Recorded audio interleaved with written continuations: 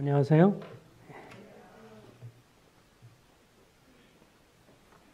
여러 코로나 이런 상황으로 좀 마음들이 참 다 무거운 것 같습니다.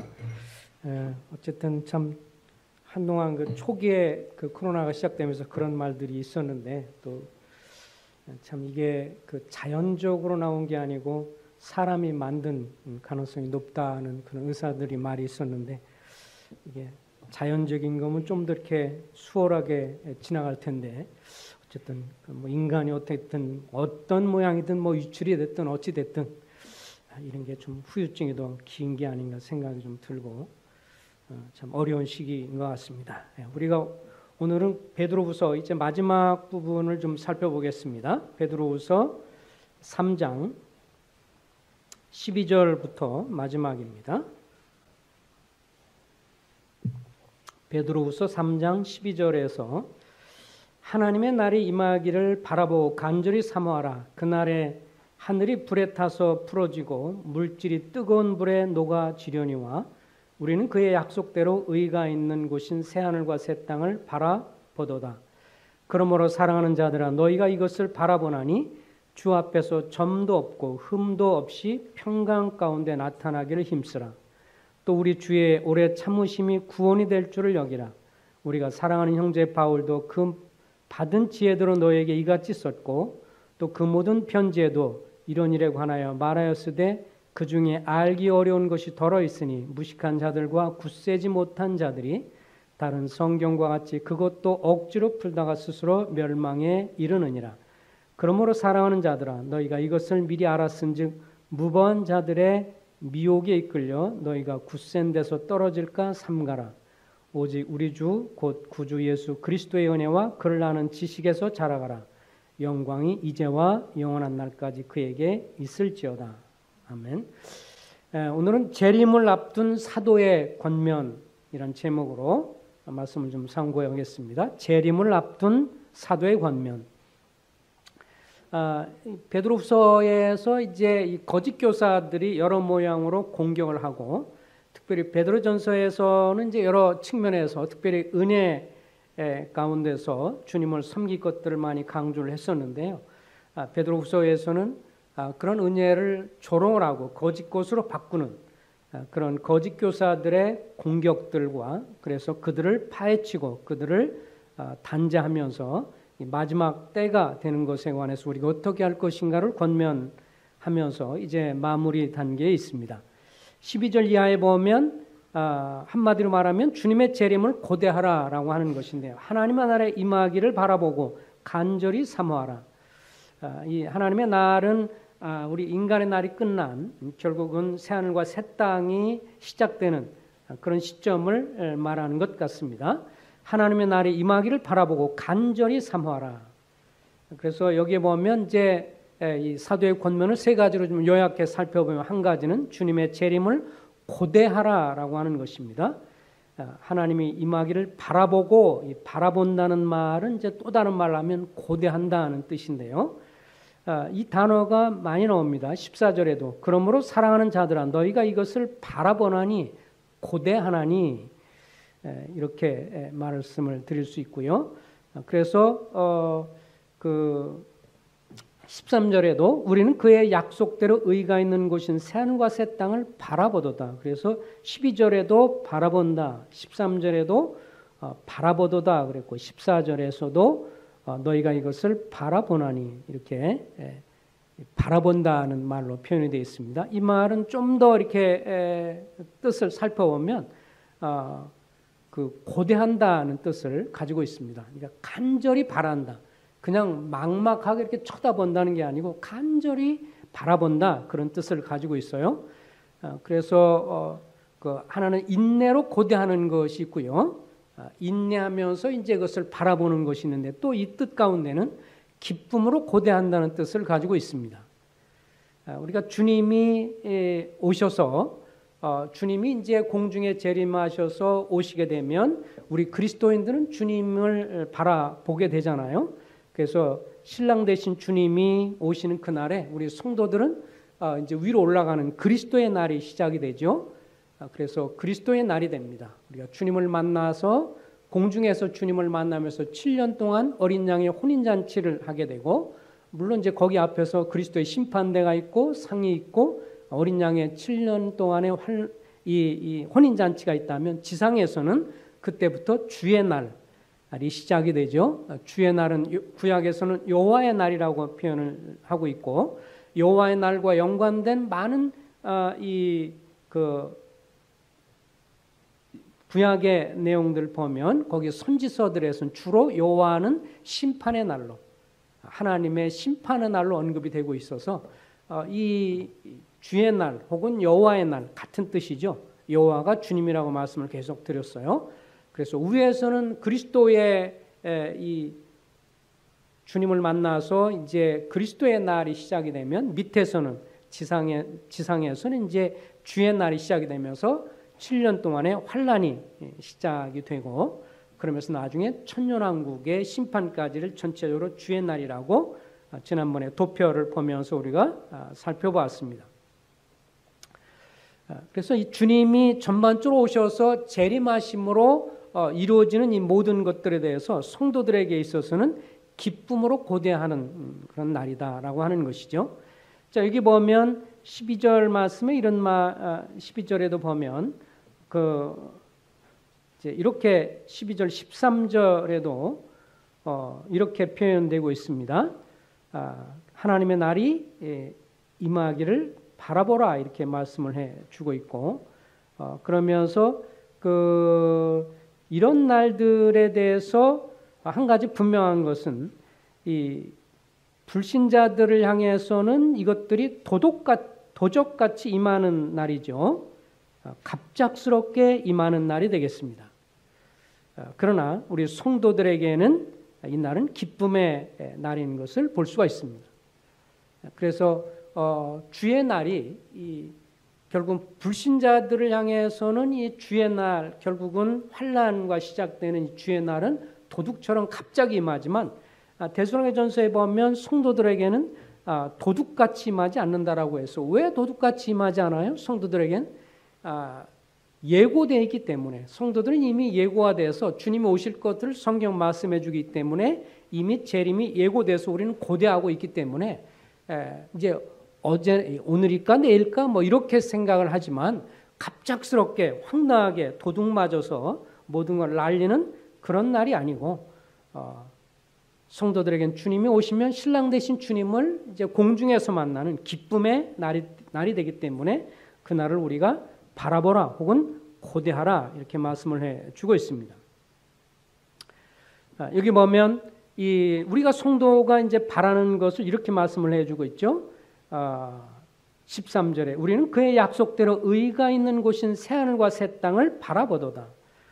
우리가 영원히 살 곳은 지금 있는 이 땅과 지금 있는 이 하늘이 아니라 새 하늘과 새 땅, 또 다른 말로 하면 하나님의 나라입니다. 하나님의 통치하는 새로운 나라는 지금 있는 이 땅과 이 지구가 아니죠. 여호와 증인 이 사람들은 지금 있는 이 땅이 뭐 천국이다 이렇게 말하지만, 성경은 분명하게 이렇게 말씀을 해주죠. 있는 땅이 어떻게 된다고 그랬어요? 10절에 보면 10절에 그러나 주의 날이 도둑같이 오리니, 주의 날은 누구라고요? 심판의 날이기 때문에, 그죠? 도둑같이 임하기 때문에 그날에는 하늘이 큰 소리로 떠나가고 물질이 뜨거운 불에 풀어지고 땅과 그 중에 있는 모든 일이 드러나리라. 여기에 하늘이 큰 소리로 떠나고 물질이 뜨거운 불에 풀어진다라고 했고, 그리고 12절에 보면 그날이 하늘의 불에 타서 풀어지고 물질이 뜨거운 불에 녹아지려니와. 그래서 어떤 분들은 이제 이것이 원자폭탄 같은 것을 같이 염두에 둔 것이 아니라 이렇게 말씀하시는 분도 있습니다. 어찌 됐든 구약 시대 때는 한 번은 주님께서 물로 홍수로 심판하셨지만, 지금 있는 이 땅과 지금 있는 이 하늘은 주님이 불로 심판하신다고 말씀을 해주고 있습니다. 왜 그럴까요? 왜 하나님이 우리가 사는 이 땅과 하늘을 왜 주님께서 불태우시게 되는가요? 창세기 3장 이하에 보면 아담과 이브가 범죄한 이후에 주님 뭐라고 그러냐면, 땅은 너희로 말미암아 저주를 받았다라고 말씀을 해주고 있죠. 그러니까 이미 이 땅은 우리 인간이 범죄하면서 우리 인류의 조상인 아담과 이브가 범죄하면서 이미 저주를 받은 상태이기 때문에 그래서 거기에 죄가 만연돼 있고 죄가 극에 달하면서 결국 심판을 이제 물로도 받고 이제 마지막으로 불로도 받게 되는데 하나님이 하나님의 자녀들과 구속받은 백성들을 위한 곳은 지금 저주받은 이 땅이 아니라 새롭게 주님이 만드신 새 하늘과 새 땅인 것을 보게 됩니다. 거긴 저주가 없죠.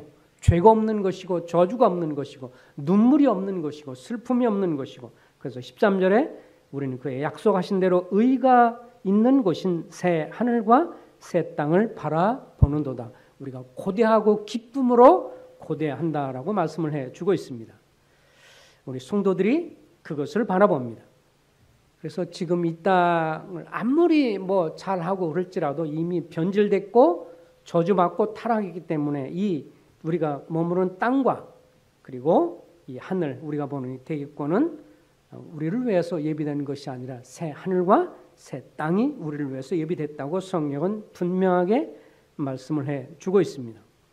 구약에도 보면 이사야서 65장, 66장 이런 데도 보면 앞으로 새 땅과 새 하늘에 대한 이런 비전들을 말씀을 해주고 있습니다.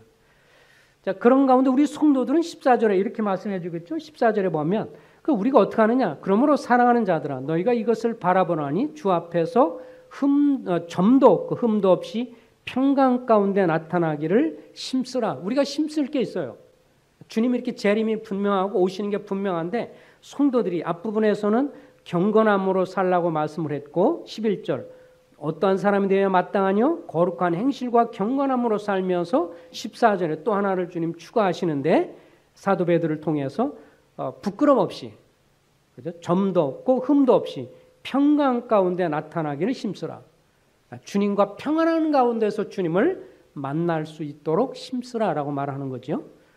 우리가 만약에 이 땅을 살아가면서 성도들이 주의 말씀이나 주의 뜻에 대해서 계속 거부하고 거스리면 평강은 아니죠. 주님과 다툼 가운데 있는 것인데 그것은 좋지 않은 것이죠. 그래서 여기 말하기를 점도 없고 흠도 없이 부끄럼 없이 평강 가운데 평안한 가운데 주님을 만나 이 땅에 살아가면서 하나님의 말씀과 성령 가운데 성령께서 우리가 말씀하시는 것을 말씀하는 것들에 대해서 우리가 순종함으로 주님과 평안한 관계를 계속 유지해야 주님 오실 때 평강 중에 만날 수 있지. 여기서 계속 주님과 더불어 거스리고 영적으로 싸우고 주님과 분란이 되면 평강 가운데 만날 수는 없습니다. 그것은 어떤 면에서 우리에게 힘쓰라라고 하는 것은 우리가 애써야 할 부분이다. 안 그러면 우리가 평강 중에 만나지 못할 수가 있는 것이죠. 불편한 가운데 주님과 뭔가 다투고 주님과 싸우고 하나님 이렇게 하길 원하는데 싫어요. 하고 싶지 않아요. 거스리는 가운데 만나는 것. 이렇게 돼서는 안 되죠. 점도 없고 흠도 없이 평강 가운데 나타나기를 힘쓰라. 앞부분에서 또 얘기했죠. 15절에서는 우리의 주의 오래 참으심이 구원이 될 줄을 여기라. 주님은 이렇게 더디게 하시는 것은 한 사람이라도 더 복음을 듣게 하고 돌아오기를 고대하신다는 주의 말씀도 이야기를 합니다. 그러면서 두 번째 15절과 16절에 사도 재림을 앞둔 사도의 권면 두 번째는 첫 번째는 주의 재림을 고대하라. 기쁨으로 고대하라는 거고 두 번째는 성경의 권위를 존중하라는 것입니다. 15절에 보면 또 우리 주의 올해 16절입니다. 또 모든 편지에 15절 중반에 있네요. 우리가 사랑하는 형제 바울도 그 받은 지혜대로 너에게 이같이 썼고 또 그 모든 편지에도 이런 일에 관하여 말하였으되 그 중에 알기 어려운 것이 덜어 있으니 무식한 자들과 굳세지 못한 자들이 다른 성경과 같이 그것도 억지로 풀다가 스스로 멸망에 이르느니라. 이게 사도 베드로가 사도 바울을 향해서 그렇게 표현을 해주고 있습니다. 우리가 사랑하는 형제 바울. 그러니까 참 성경에서는 사실은 신분적으로는 다 사도의 위치잖아요, 그죠? 주님이 그들을 부르셔서 사명을 받은 부르심 받은 사도이지만 서로를 향해서 형제라는 형제를 강조했던 것을 보게 되고요. 그러면서 한 가지 참 눈여겨보는 것은 이런 표현이에요. 우리가 사랑하는 형제 바울이라고 표현을 했어요. 사도 베드로가 베드로를 향해서 사랑하는 형제 바울. 근데 이제 사도행전이라든지 이런데 그리고 갈라디아서에 특별히 말씀해 보면 좀 불편한 것이 있었던 것이 사실입니다. 그러니까 이제 그 부분이죠. 평상시는 서로 형제이지만 지금 오늘 여기 말씀에도 무슨 이야기를 해주고 있냐면 우리가 서로 형제지간이지만 그 받은 지혜대로 너에게 이같이 썼고 그 모든 편지에도 이렇게 말하면서 다른 성경과 같이 그렇게 말을 해주고 있어요. 그러니까 서로 인간적인 측면에서 같은 형제이고 주님과 교제하는 것이지만 그러나 주님이 사도 바울에게 베드로에게 또 이렇게 그 다른 사도들에게 편지를 내용을 주어서 쓰게 한 그것은 하나님의 영감으로 기록된 하나님의 말씀인 것을 말해주고 있죠. 형제는 평상시는 서로 형제지간이지만 그 말씀은 누구에게 온 거예요? 하나님의 성령을 통해서 받은 것이기 때문에 하나님의 말씀이요 성경이다. 그러므로 어떤 사람이 그것을 임의대로 막 풀다가 잘못 풀어서 멸망도 한다. 성경 이단들의 특징이 성경을 자기 임의대로 풀다가 결국 멸망하는 것이죠. 오늘 여기 말씀에도 성경을 임의대로 하나님의 성령을 통해서 깨닫고 하나님의 성령을 통해서 알게 된 그것이 아니라 억지로 임의대로 풀다가 멸망하는 사람들이 바로 이단들인 것을 보게 됩니다. 근데 이제 아까도 말씀드렸지만 이 부분에서 15절에서 사도 베드로가 사도 바울을 향해서 사랑하는 형제라고 하는 것을 보면서 참 우리의 관심이 좀 더 이렇게 기울여지게 되는 면입니다. 그것을 살펴보게 되고요. 사실 과거에 보면 베드로는 사도 바울로부터 자기가 잘못한 것에 대해서 공적으로 함께 있을 때 책망을 받은 적이 있습니다. 갈라디아서 2장 11절과 14절을 보면 어떤 내용이냐면 베드로가 이방인들과 함께 식사를 하고 있었어요. 이제 베드로가 이방인들과 더불어 식사를 하고 교제를 막 하고 있다가 거기 성경에 보면 갈라디아서 2장 11절에 보면 야고보에서 온 어떤 사람들이 들어오는 것을 보니까 야고보가 어쨌든 그 굉장히 엄격하고 하나님의 말씀과 이런 것들이 좀 엄격하잖아요. 그러니까 그런 측면에서 야고보의 그런 것을 보면서 슬쩍 이방인들과 같이 먹다가 자기가 유대인으로서 유대인이면서 이방인들과 먹다. 이게 이제 당시의 관습이었고 이방인들은 피했으니까요, 그죠? 이방인들 오면 좀 얼굴도 피하기도 하고, 뭐 여자들 오면 피하기도 하고, 뭐 그러면서 유대인들이 그런 이 교만한 가운데 거룩하게 주님 앞에 자기들을 유지한다고 하면서 구분한다고 그러면서 너무 이제 치우쳐 있는 이런 모습이었죠. 그런데 같이 식사를 하다가 이방인들 식사했어요. 그 베드로가 어떤 마음이었어요? 어떤 면에서는 우리가 이제 주님 믿고 그러면 형제들이니까 같이 식사를 했는데 야고보에게 있는 사람이 온다 그러니까 눈치가 보여가지고 갑자기 여기서 피해서 가니까 성경이 뭐라고 하느냐면 같이 있던 사람들과 그 다음에 이 바나바에게도 그것이 이제 미혹이 되었다. 외식의 미혹이 되었다 이렇게 말합니다. 그러니까 베드로가 피하니까 밑에 있던 다른 형제들도 슬쩍 피해서 이렇게 안 먹은 것처럼 나오니까 사도 바울이 거기서 얘기하면서 너희가 그렇게 하는 것은 잘못된 게 아니냐. 만약에 주 안에서 한 형제여 자매로서 구원받아서 이제 이방인이나 구분이 없다면 계속해서 같이 그렇게 할 것이지 다시 유대인이라고 하는 그 특징을 계속 기억하면서 그들과 함께 식사하다가 유대인의 그런 것들이 예민한 사람이 오니까 저쪽으로 싹 피했다. 이거는 진리와 하나님 말씀 앞에 합당한 것이지 아니지 않느냐라고 해서 그 앞에서 책망을 사도 바울이 베드로를 책망을 했습니다.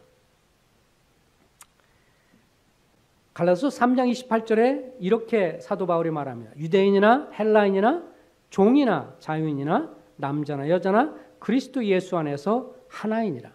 구원받으면 유대인이든 이방인이든 남자든 여자든 그것이 어떤 국가를 초월하고 그리고 사람들의 어쨌든 남녀의 그런 차이를 초월하고 그리고 그리스도 안에서 자유인이나 종교인이나 그들의 신분을 초월하는 그래서 그리스도 안에서 형제자매라면 같이 복음 안에서 그렇게 됐다면 그렇게 유지하고 교제하는 게 맞지.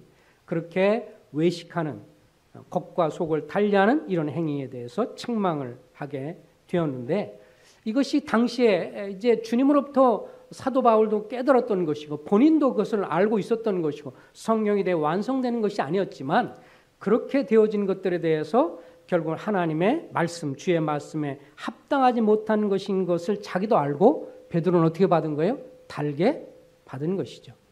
그래서 사도 바울이 사실은 뒤에 후계자인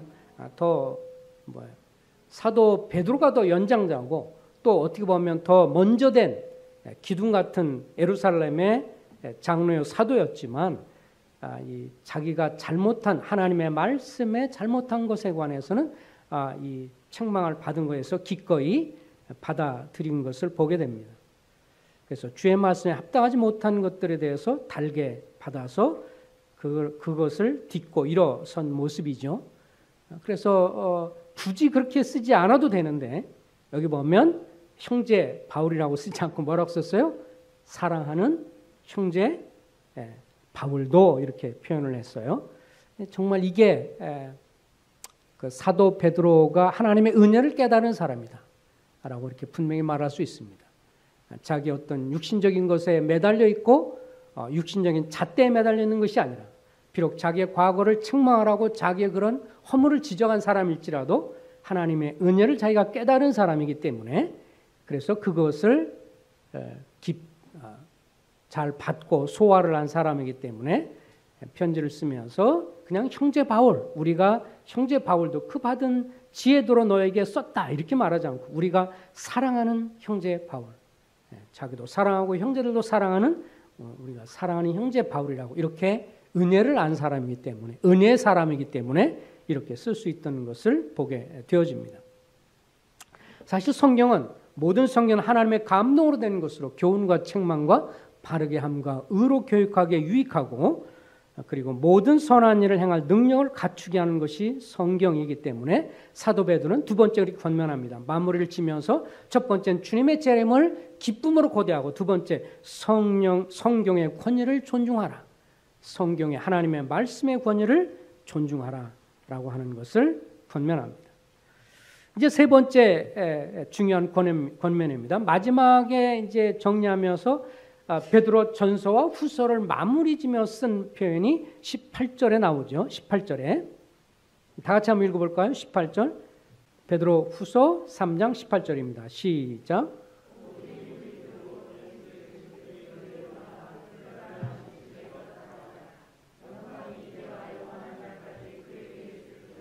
세 번째 권면은 주님의 은혜와 지식 안에서 자라가라 라는 권면으로 이제 자기 본인의 서신서를 마무리를 하게 됩니다. 베드로의 기질을 잠깐 한번 생각을 해볼까요? 베드로는 뭐 평범한 어부였고, 갈릴리 주변의 어부 집안이었고, 그리고 그렇지만 굉장히 열정적인 사람이죠. 그리고 어떤 사람은 고집스럽다라고도 표현했어요. 그리고 불같은 사람이다. 그런데 그가 타고난 열정, 그런 것들이 주님을 믿고 따르는데 성공할 수는 없었습니다.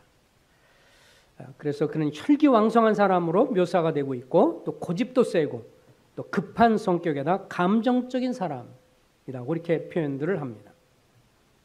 그 결정적으로 주님이 이제 그를 부르시고 주님에 대한 고백이 나중에 이제 나오게 되죠. 마가복음 8장 29절에 보면 어느 날 주님이 그 동행하면서 다른 사람들과 더불어서 이제 본인이 누구라고 생각하느냐, 다른 사람들이 주님을 향해서 뭐 엘리야니 뭐니 막 이렇게 얘기를 하니까, 그럼 너희가 나를 누구라고 하느냐라고 할 때 베드로가 뭐라고 말해요? 주는 그리스도요 하나님의 아들입니다. 그렇게 고백하고, 주님이 이제 그렇게 칭찬을 하시고, 내가 알게 한 게 아시나 하나님께서 알게 하신 것이다. 그래서 예수님에 대한 신앙 고백을 분명히 한 그런 사람인 것을 보고, 어떻게 보면 그것이 그의 구원에 대한 그 모습들이 확실하게 드러나는 것이라고 할 수 있습니다. 나중에 성령은 이제 주님이 죽고 부활하고 그 이후에 성령을 받았지만 과도기적인 것이기 때문에 그 오늘날 우리와 똑같은 모습은 아니죠. 적어도 주님에 대한 신앙 고백은 분명히 했습니다. 주는 그리스도요 하나님의 아들이라고. 그러면서 그거는 충동적인 호기심도 있었죠. 무리를 걸어오는 모습을 보면서 밤늦게까지 가려고 했는데 못 가는데 주님이 걸어오니까 주님이시면 나도 걸어오게 해주십시오. 그래서 어느 누구도 못한, 그래서 아주 혈기왕성하고 급한 성격이고, 주님이 오시면 그럼 나도 한번 걷게 해주세요. 그래서 무리를 걸어보는 그런 경험도 한 사람이 이제 베드로입니다. 근데 그러고 나서 얼마 안 지난 다음에 그 주님이 이제 그리스도고 하나님의 아들이라는 그런 칭찬을 받아서 굉장히 기분이 좋은데, 그러고 나서 좀 지난 다음에 주님이 곧바로 이런 말씀을 하셨어요. 내가 이제 좀 있으면 많은 사람에게 고난받고 또 종교 지도자들에게 배척받고 내가 죽고 그리고 사흘 만에 부활할 것이다 라고 하는 것을 이제 설명하니까 거기에 마가복음 8장 30절에 보면 주님을 이제 책망을 하게 됩니다. 우리말 성경이 이제 책망한다는 것이 분명하진 않지만 오늘 뜻을 보면 주님을 책망합니다. 무슨 말도 안 되는 소리를 하십니까? 이러면서 예수님 붙들어놓고 막 책망할 때 주님이 사단아 뒤로 물러나라 그러면서 그 배후의 역사는 베드로의 그 욕심 판단도 있지만 뒤에서 역사는 사단도 꾸짖는 것도 보게 됩니다. 근데 어찌됐든 베드로는 자기를 굉장히 드러내고 싶어하고 그런 것들에 대한 그 자랑거리가 늘 있는 사람이었죠. 연장자라는 생각도 있었고, 그리고 타인에게 인정받으려는 강력한 욕망이 있었습니다. 그게 이제 언제 드러나냐면 주님이 체포되기 바로 직전에 이제 그렇게 주님이 말씀을 하십니다. 마지막에 이 그 다락방에서 이제 식사를 하고 막 그러면서 너희가 다 나를 버릴 것이다. 이제 체포되기 바로 얼마 전에 그렇게 주님이 예언적으로 말씀하시니 그 말을 듣고 나서 베드로가 또 나서서 역시 또 가만히 있지 않죠. 베드로가 또 한마디에 또 왕창 한번 자기 자신을 확 드러냅니다. 다른 제자들이 다 주를 버릴지라도, 다른 사람한테 물어본 것도 아니잖아요. 그죠? 다른 사람이 다 버릴지 않을지 지가 어떻게 알아?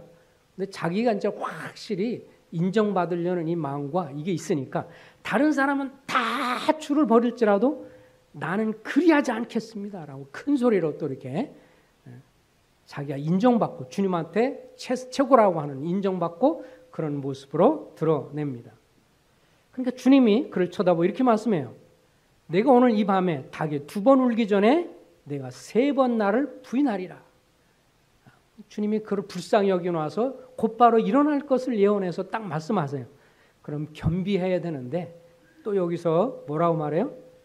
마가복음 14장 30절에 그렇게 말하니까 31절에 내가 주와 함께 죽을지언정 주를 부인하지 않겠나이다라고 큰 소리를 쳐요. 이게 베드로예요. 철기왕성하고 고집도 세고 그리고 자기를 드러내길 좋아하고 자랑하기 좋아하고.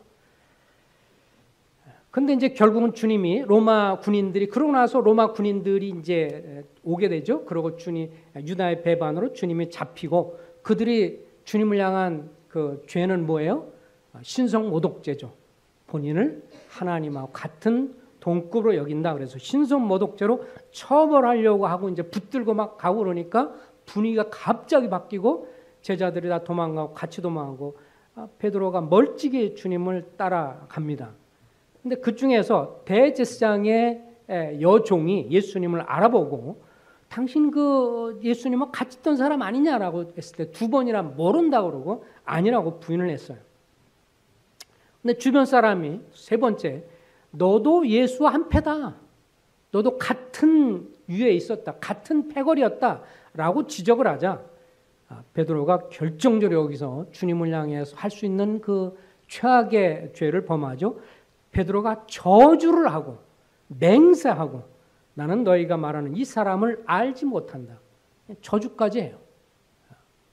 저주까지 하면서 주님을 향해서 그런 태도를 보입니다. 이런 모습이 결국 베드로가 갖고 있던 열정, 타고난 기질, 성향 뭐 이런 것들을 아주 극대화해서 다 보여주는 장면이었습니다. 근데 하나님이 베드로를 어떻게 대하셨을까요? 율법으로 대했다면. 여기 사도 베드로가 이렇게 말해요.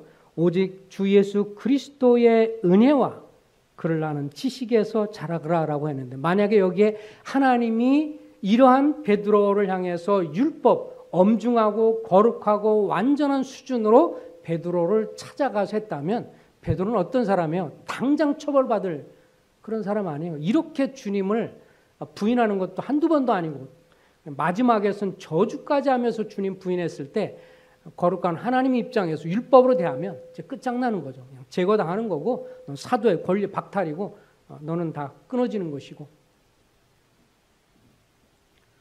주님은 십자가에서 죄인들을 위해서 죽으시고 부활하셨기 때문에 죄인들을 위해서 오셨고 타락하고 율법으로 따지면 그 본성이 아무리 놀랍고 그리고 열심히 탁월하다 할지라도 열심 속에서는 불순물이 숨겨져 있고 주의 영광을 구한다고 주의 이름을 구한다고 하나님을 가장 사랑한다고 말하는 것 속에서는 교만이 숨어 있고 그리고 주님 앞에 가장 순수하고 말하는 것 속에도 그 찌꺼기, 죄악의 찌꺼기가 있고 우리는 그래요, 인간은.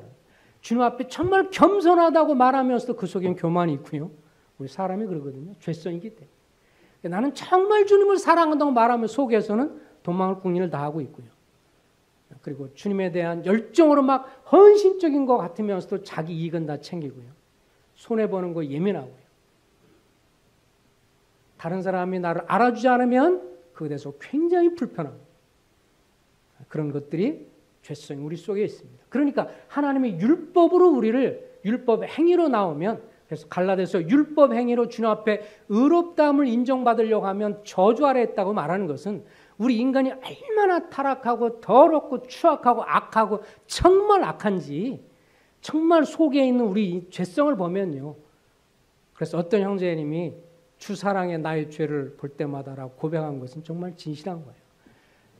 내 죄가 얼마나 더러운가를 보면서 그래서 주님의 사랑을 느낄 수 있다면 주의 은혜를 깨달은 것이죠.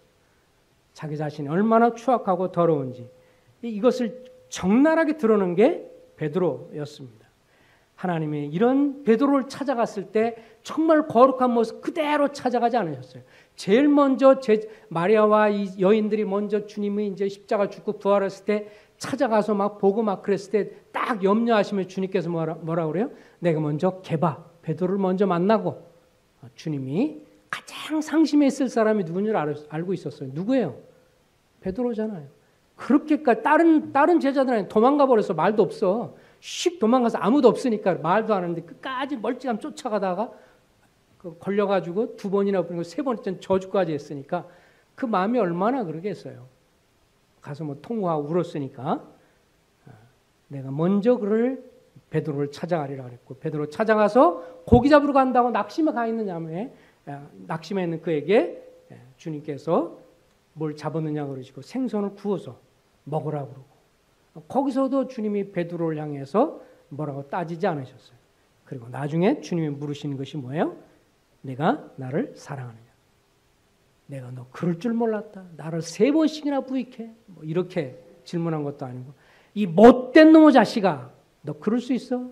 이렇게 한 것도 아니고 내 사도직을 박탈하노라 이렇게 한 것도 아니고 다른 여러 가지 말해서 그를 찌르고 정말 그를 욕하고 할 수 있는 그게 아니고 내가 나를 사랑하느냐. 이게 주님의 은혜의 회복의 모습이에요. 참 이런 면에 얼마나 놀랍고 감사가 돼요. 우리가 죄진 걸 알고 험한 걸 알고 우리가 더럽고 추악한 걸 알 때 우리를 향해서 주님이 뭐로 대하세요? 율법으로 안 대하십니다. 율법으로 탁 대면서 이 싸가지 없는 것을 봐봐 십계명 봐 너 뭐야 이렇게 하지 않고 자기가 죄인인 것을 알고 험한 걸 알고 정말 형편없는 걸 알면 그 사람의 그래서 그 가나바다 현장에 잡힌 여인을 향해서 직접 그 앞에서 쳐다보지도 않고 쳐다보면 놀래서 기절해서 죽을지도 모르니까 등 뒤로 서서 글씨 쓰면서 너를 정죄한 자가 어디 있느냐? 쳐다보지도 않으세요. 이게 은혜예요. 이게 하나님의 은혜입니다. 우리가 이런 것이 없었으면 어떻게 구원받았겠어요? 먼저 찾아와 주시고 더럽고 추악하고 냄새나고 정말 추한 그런데도 불구하고 찾아오시고 용서하시고 사랑을 대하신 이 주님. 그게 은혜이고 은혜를 아는 사람은 그래서 은혜로 대하는 것입니다. 하나님의 은혜를 경험한 사람은 다른 사람을 은혜로 대해요. 왜요? 주님이 자기를 그렇게 은혜로 대했으니까요. 나를 이렇게 은혜로 대하신 주님인데 그 주님이 그렇게 대하는데 다른 사람한테 율법으로 대하는 거 주님을 모르는 것이죠. 내가 나를 사랑하느냐? 주님 사랑하는 거 제가 알아요.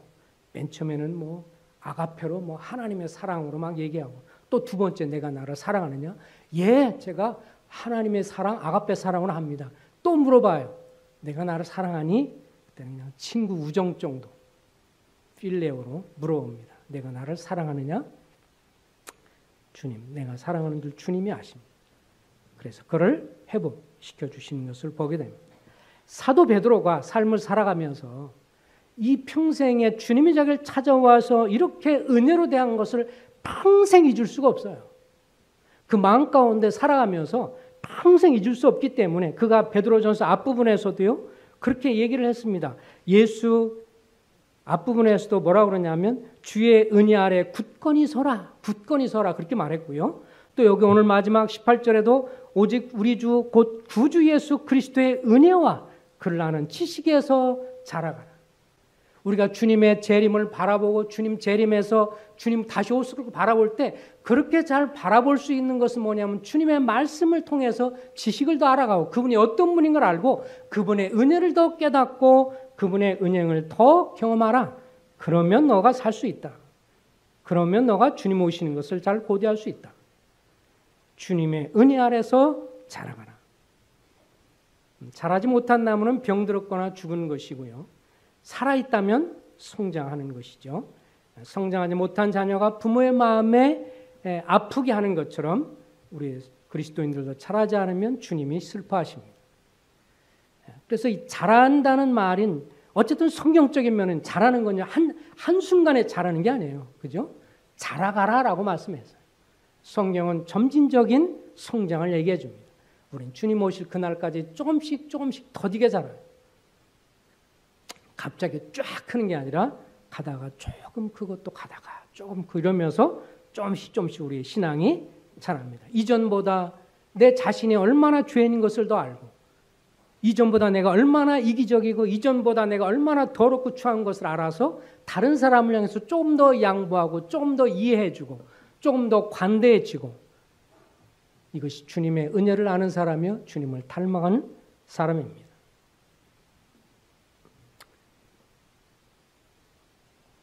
오직 구주 예수 그리스도의 은혜와 그를 아는 지식에서 자라가라. 어떤 사람들은 갑자기 뭐 특별한 체험을 하고 뭔가 대단한 갈라디아서 2장 20절을 자기 경험했대. 내가 그리스도와 함께 십자가에 못 박혀 죽었나니 그런즉 이제는 내가 사는 것이 아니오 내 안에 그리스도께서 사신 이것이 내가 확 들어온 체험에 대해서 자기는 갑자기 성장했대. 자기는 이제 죄도 안 짓고 완전 성화에 이르는 것처럼 말하는 분도 있어요. 합당하지 않아요. 어떤 사람이 이제 그렇게 주장하니까 그러지 않고 성경에서는 점진적으로 얘기하면 막 나중에 신경질을 막 얘기하면서 그게 아니라니까 막 신경질을 해요.